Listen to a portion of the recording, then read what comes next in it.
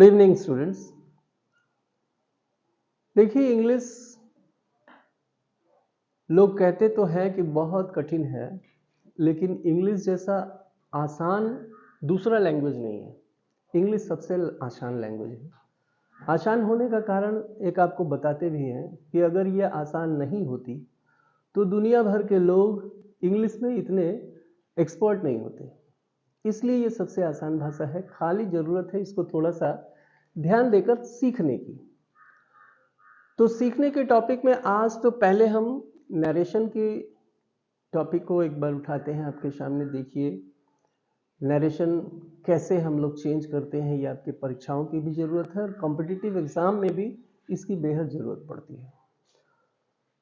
तो नरेशन आया कहाँ से है? नैरेट सबसे आया है नरेशन। तो नैरेट सुना ही होगा। नैरेट का मतलब बयान देना, कुछ कहना, कुछ लोगों से कहना। तो किसी के द्वारा कही हुई बात को जब हम तीसरे व्यक्ति को सुनाते हैं, जैसे किसी ने कुछ हमसे कहा, मैं उस बात को तीसरे व्यक्ति से सुना रहा हूं, तो तीसरे व्यक्ति से सुनाने के लिए हम उस बात को, उस कही गई बात को, उस कहे हुए कथन को दो तरीकों से कह सकते हैं। पहला तरीका तो हमारा यह होगा कि उसकी कही हुई बात को उसी के शब्दों में बता दें। जैसे मेरा एक दोस्त कृष्णा मुझसे मिला और कृष्णा ने मुझसे कहा कि आप सबसे अच्छे हैं। तो ये बात अब मैं तीसरे व्यक्ति से बता रहा हूं और तीसरे व्यक्ति से बताने के लिए मैं दो तरीके इस्तेमाल कर सकता हूं। मैं कहूंगा कृष्णा ने मुझसे कहा कि आप सबसे अच्छे हैं। तो आप सबसे अच्छे हैं उसने मुझसे कहा था, उसने मेरे लिए उसने आप लगाया था, सबसे अच्छे हैं उसने कहा था। और बाद में मैंने उस बात को जब कहा तो मैंने भी उसी के शब्दों में उस बात को दोहरा दिया कि आप सबसे अच्छे हैं। कृष्णा ने मुझसे कहा कि कृष्णा ने मुझसे कहा आप सबसे अच्छे हैं। उस बात को दूसरी तरीके से भी कह सकता हूं कि कृष्णा ने मुझसे कहा कि मैं सबसे अच्छा हूं। तो उसने तो आप कहा था, मैंने वहां पे मैं लगा दिया। तो जो उसकी बात को उसी के शब्दों में कहे, मतलब एक वक्ता की बात को मैंने उसी वक्ता के शब्दों में जो तीसरे व्यक्ति से कह दिया, वो डायरेक्ट नरेशन हो गया। मतलब डायरेक्टली उसी के शब्दों में उसकी बातों को हमने कह दिया। और फिर जब दूसरी बार हमने कहा कि कृष्णा ने मुझसे कहा कि मैं सबसे अच्छा हूं, तो उसमें थोड़ा सा मैंने परिवर्तन लाया और उसको मैंने अपने शब्दों में बयान किया। तो ये जो परिवर्तन लाके अपने शब्दों में हम कहते हैं, इसी को हम लोग इनडायरेक्ट नरेशन कहते हैं। तो अभी तो देखिए हमारे पास बोर्ड तो है नहीं, लेकिन फिर भी मैं बोल के समझाने की कोशिश करता हूं, थोड़ा सा आप लोग भी समझने की कोशिश कीजिए।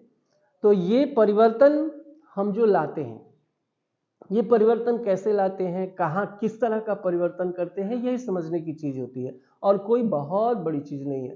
थोड़ा सा ध्यान देके उसको सीखने की चीज है। तो सबसे पहली बात, अब इंग्लिश में एक आधा एग्जाम्पल आपको बताते हैं। इंग्लिश में जैसे यही बात मैं कहता हूं, Krishna said you are the best. Krishna said you are the best, ये डायरेक्ट है। इसी को मैंने तीसरे व्यक्ति को कहा, Krishna said you are the best, ये डायरेक्ट है, डायरेक्ट नरेशन है। लेकिन इसको इनडायरेक्टली जब हम कहना चाहेंगे, इनडायरेक्ट में जब हम कहेंगे, तो हम कहेंगे कि Krishna said that I was the best या आई एम द बेस्ट। तो ये वॉज भी मैंने बोला और एम भी बोला, दोनों सही है। दो चीज इसमें ध्यान देना पड़ेगा, उसको आगे चर्चा करेंगे। तो हमने किया क्या, पहले तो हमने बोला डायरेक्ट में कृष्णा सेड, उसके बाद वहां पे इन्वर्टेड कॉमा पड़ता है और एक कॉमा पड़ता है, कॉमा, और उसके बाद कही हुई स्टेटमेंट को हम इन्वर्टेड कॉमा में लिखते हैं। तो इन्वर्टेड कॉमा में जो पार्ट कहा गया है, वो इन्वर्टेड कॉमा में कहा गया पार्ट जो है वो इसको हमने दो भागों में बांटा है, एक इन्वर्टेड कॉमा के अंदर का भाग और एक इन्वर्टेड कॉमा के बाहर का भाग। इन्वर्टेड कॉमा के बाहर का जो भाग है उसको हम लोग कहते हैं रिपोर्टिंग स्पीच, उसको कहते हैं रिपोर्टिंग स्पीच। और अंदर रिपोर्टेड कॉमा के अंदर का जो भाग है उसको हम लोग कहते हैं रिपोर्टेड स्पीच। तो रिपोर्टिंग स्पीच और रिपोर्टेड स्पीच दोनों स्पीच है, तो दोनों में वर्ब होना जायज है, दोनों में कहीं ना कहीं वर्ब होगा।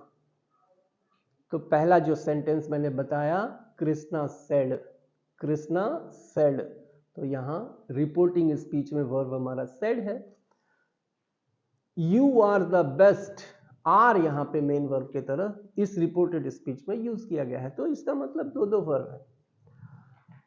तो ये जो रिपोर्टिंग स्पीच में जो वर्ब है उसको हम लोग कहेंगे रिपोर्टिंग वर्ब। रिपोर्टिंग वर्ब, जैसे मान लीजिए आपके घर में भी बहुत सारी चाची दादी ये वो हैं लोग, तो उसमें कोई अगर मान लीजिए कि कोई अगर गोला की दादी हैं या गोला की चाची हैं, तो आप लोग क्या कहते हैं, गोला ही चाची। तो उसी तरह से जो रिपोर्टिंग स्पीच में जो वर्ब है वो रिपोर्टिंग स्पीच में जो वर्ब है वो रिपोर्टिंग वर्ब कहलाता है, और रिपोर्टेड स्पीच में जो वर्ब है वो रिपोर्टेड वर्ब कहलाता है। तो ये रिपोर्टेड वर्ब में हम लोग परिवर्तन करते हैं, और दूसरी बात उसमें यूज किए गए प्रोनाउन को भी हम लोग परिवर्तन करते हैं, उसमें भी चेंजेस लाते हैं। तो किस तरह से लाते हैं, यही हमारा समझने का टॉपिक है। तो टेंस में किस तरह से परिवर्तन करते हैं, मतलब वर्ब में परिवर्तन किस तरह से लाते हैं। वर्ब में परिवर्तन लाने का मतलब टेंस में परिवर्तन लाना। तो ये जो टेंस में हम लोग परिवर्तन करते हैं वो कैसे करते हैं, तो पहले प्रेजेंट की बात करें। जैसे मान लीजिए प्रेजेंट इंडेफिनिट में है कोई सेंटेंस, रिपोर्टेड स्पीच के बीच जो सेंटेंस है वो आपका ये है प्रेजेंट इंडेफिनिट में है, या सिंपल प्रेजेंट कह लीजिए, प्रेजेंट इंडेफिनिट कह लीजिए या सिंपल प्रेजेंट कह लीजिए। तो सिंपल प्रेजेंट में है, तो उसको जब हम इनडायरेक्ट में लिखेंगे तो इनडायरेक्ट में उसके टेंस को हम लोग पास्ट इंडेफिनिट में बदल लेंगे। प्रेजेंट कंटिन्यूअस में है तो पास्ट कंटिन्यूअस में बदल लेंगे, प्रेजेंट परफेक्ट में है तो पास्ट परफेक्ट में बदल लेंगे, प्रेजेंट परफेक्ट कंटिन्यूअस में है तो पास्ट परफेक्ट कंटिन्यूअस में बदल लेंगे। अर्थात प्रेजेंट के सारे टेंसों को इक्विवेलेंट पास्ट में बदल देंगे। अब आते हैं पास्ट की बात पर। मान लीजिए कि रिपोर्टेड स्पीच में सिंपल पास्ट में अगर कोई सेंटेंस है या पास्ट इंडेफिनिट में है, तो उसको हम लोग पास्ट परफेक्ट में बदल देंगे। पास्ट कंटिन्यूअस में है तो पास्ट परफेक्ट कंटिन्यूअस में बदल देंगे जब हम इनडायरेक्ट में बदलेंगे। तो पास्ट परफेक्ट में है तो पास्ट परफेक्ट के सेंटेंस में कोई चेंज नहीं लाएंगे, वो पास्ट परफेक्ट में ही रह जाएगा। पास्ट परफेक्ट कंटिन्यूअस में है तो उसमें भी इनडायरेक्ट में लिखते वक्त उसमें भी टेंस संबंधी कोई चेंजेस नहीं लाएंगे। तो टेंस संबंधी चेंजिंग नहीं आया हो, तो पास्ट की बात कर रहे थे हम लोग। तो सिंपल पास्ट को हम लोग इनडायरेक्ट में उसको लिखते वक्त पास्ट परफेक्ट में करते हैं, और पास्ट कंटिन्यूअस को पास्ट परफेक्ट कंटिन्यूअस में करते हैं, और पास्ट परफेक्ट में और पास्ट परफेक्ट कंटिन्यूअस में किसी तरह का टेंस संबंधी चेंजेस नहीं करते। ये हमने क्लियरली समझा। अब आते हैं फ्यूचर में। फ्यूचर के जितने भी सेंटेंस हमारे सामने आएंगे सारे सेंटेंसों में विल और शैल का प्रयोग होगा। तो विल को सब्जेक्ट के अनुसार विल या शैल को वुड या शुड में बदल देते हैं। सब्जेक्ट जैसा रहता है वैसा ही हम लोग विल या शुड में बदल देते हैं। मान लीजिए हमारा सब्जेक्ट अगर फर्स्ट पर्सन में आता है तो हम लोग शैल का प्रयोग करेंगे, शुड का प्रयोग करेंगे वहां। अगर फर्स्ट पर्सन में नहीं आता तो हम लोग वुड का प्रयोग करेंगे। खैर इसके बारे में और थोड़ा डिटेल्स बाद में समझेंगे, अभी तो टेंस की बात करते हैं। तो प्रेजेंट की बात हुई, पास्ट की बात हुई, इसके बाद फ्यूचर की भी बात हुई कि फ्यूचर में विल को वुड में और शैल को शुड में हमें बदलना है, उसके बाद वैसे ही करना है। तो ये तो रही बात टेंस संबंधी चेंजेस में। उसके बाद इसमें प्रोनाउन संबंधी चेंजेस भी होते हैं। तो प्रोनाउन संबंधी चेंजेस कैसे किए जाते हैं उसको समझने के पहले हम लोग प्रोनाउन के पर्सन के बारे में थोड़ा सा ध्यान दे लें। प्रोनाउन के पर्सन तीन तरह के होते हैं, फर्स्ट पर्सन, सेकंड पर्सन और थर्ड पर्सन। पर्सन के साथ साथ इसमें हम लोग केस की भी बात करें, नॉमिनेटिव केस, ऑब्जेक्टिव केस और पॉसेसिव केस। प्रोनाउन के नॉमिनेटिव, ऑब्जेक्टिव और पॉसेसिव। तो बोर्ड रहता तो बोर्ड पे थोड़ा सा समझाते तो अच्छी तरह से समझ में आया होता, लेकिन फिर भी आपके प्रयास और हमारे प्रयास से ये चीजें बहुत क्लियर हो जाएंगी। तो देखिए पर्सन की जहां तक बात है, बात करने के लिए 3 व्यक्ति की जरूरत पड़ती है। एक तो वो व्यक्ति होता है जो कुछ ना कुछ कहता है, दूसरा व्यक्ति वो होता है उसकी कही हुई बात को सुनता है, और तीसरा व्यक्ति वो होता है जिसके बारे में बात की जाती है। जैसे मैं बात करता हूं, मैं बात कर रहा हूं, तो मैं फर्स्ट पर्सन में हूं, और मैं अपने लिए जिस प्रोनाउन का प्रयोग करूंगा वो फर्स्ट पर्सन में कहलाएगा। आप मेरी बात को सुन रहे हैं तो आपके लिए जिस प्रोनाउन का मैं प्रयोग करूंगा वो सेकंड पर्सन में कहलाएगा, और जिसके बारे में बात कर रहे हैं वो भी तो कोई पुरुष होगा, महिला होगी, कोई निर्जीव चीज होगा, किसी ना कोई तो होगा, तो वो थर्ड पर्सन में है, तो उसके लिए जिस प्रोनाउन का हम प्रयोग करेंगे that is in third person.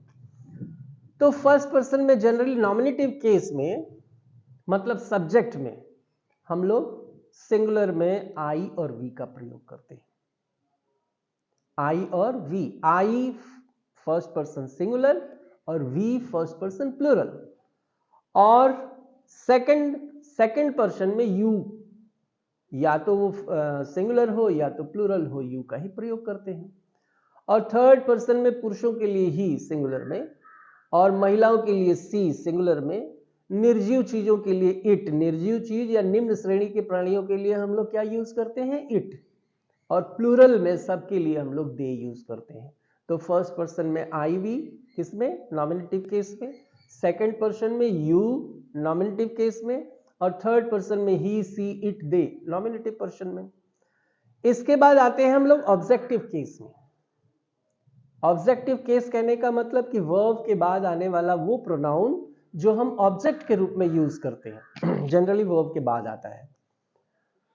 तो फर्स्ट पर्सन में हम लोग क्या यूज करते हैं, मी और अस। जैसे हम कहते हैं आई कॉल्ड राम या I called you, I called you, I first person nominative में है, सब्जेक्ट के जगह है। लेकिन फादर कॉल्ड मी, मी जो है वो भी मेरे लिए वो प्रोनाउन आया है, लेकिन वो ऑब्जेक्ट में आया है, और इसलिए वहां पे उस प्रोनाउन का दूसरा रूप मी यूज होता है। अस भी ठीक उसी तरह से है, principal called us, the principal called us, us जो है वो ऑब्जेक्ट में आया है, इसलिए वो ऑब्जेक्टिव फॉर्म है। तो ऑब्जेक्टिव फॉर्म में फर्स्ट पर्सन में हम लोग वी या अस, सॉरी मी या अस यूज करते हैं। उसके बाद सेकंड पर्सन की बात करें तो सेकंड पर्सन में सब्जेक्ट के जगह भी यू लगाते हैं और ऑब्जेक्ट के जगह भी यू लगाते हैं। थर्ड पर्सन में पुरुष के लिए हम लोग ही लगाते हैं नॉमिनेटिव केस में, लेकिन ऑब्जेक्टिव केस में हिम का प्रयोग करते हैं, हिम। और ऑब्जेक्टिव केस में हम लोग महिलाओं के लिए हर लगाते हैं, इट के लिए इट ही लगाते हैं, दे के लिए देम लगाते हैं। तो इस तरह से। और पॉसेसिव केस की बात करें तो पॉसेसिव केस में फर्स्ट पर्सन में माई का यूज करते हैं, आवर का यूज करते हैं, माई सिंगुलर में, आवर प्लूरल में। और उसके बाद सेकंड पर्सन में योर, चाहे सिंगुलर हो या प्लूरल हो।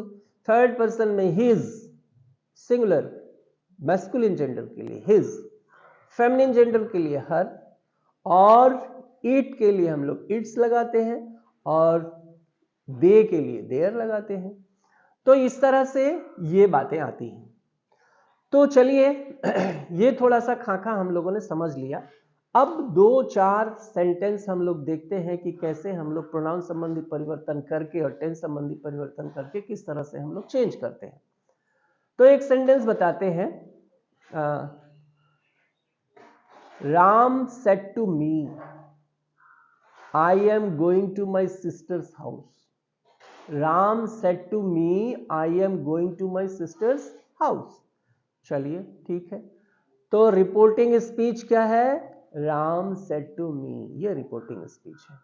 और रिपोर्टेड स्पीच क्या है, I am going to my sister's house. Ram said to me के बाद एक कॉमा, और उसके बाद का हिस्सा जो है वो इन्वर्टेड कॉमा में लिखा होगा। तो रिपोर्टेड स्पीच और रिपोर्टेड स्पीच में टेंस संबंधी परिवर्तन तो बिल्कुल नहीं करते, खाली फॉर्म बदल देते हैं।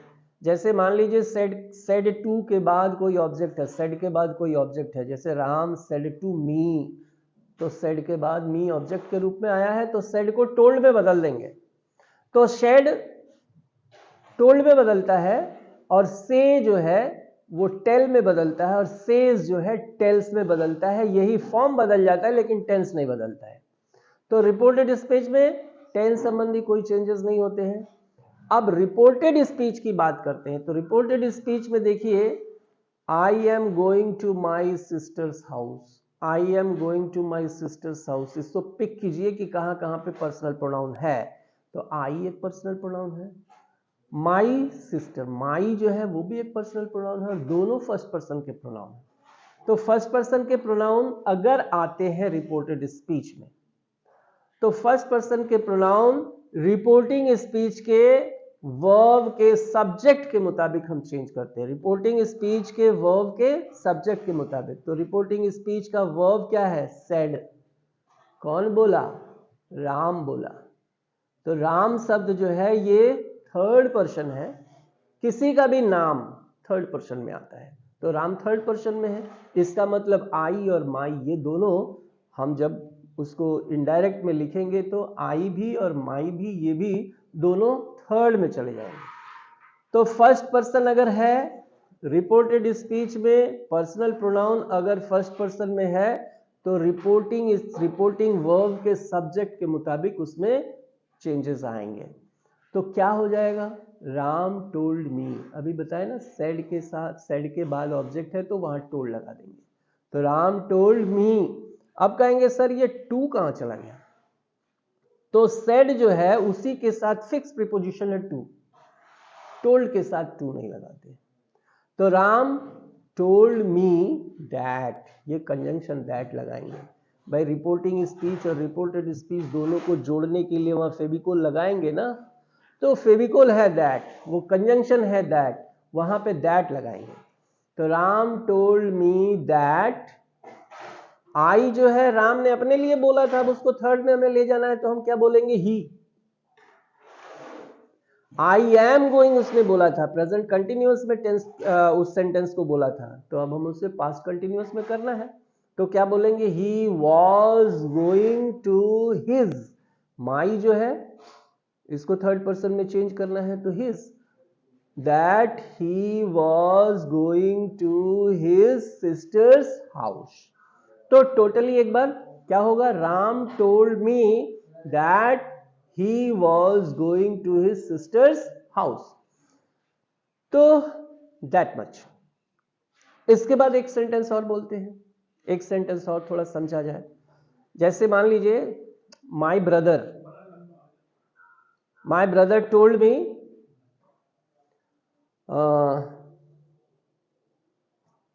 he was going to the market। my brother said to me he was going to the market।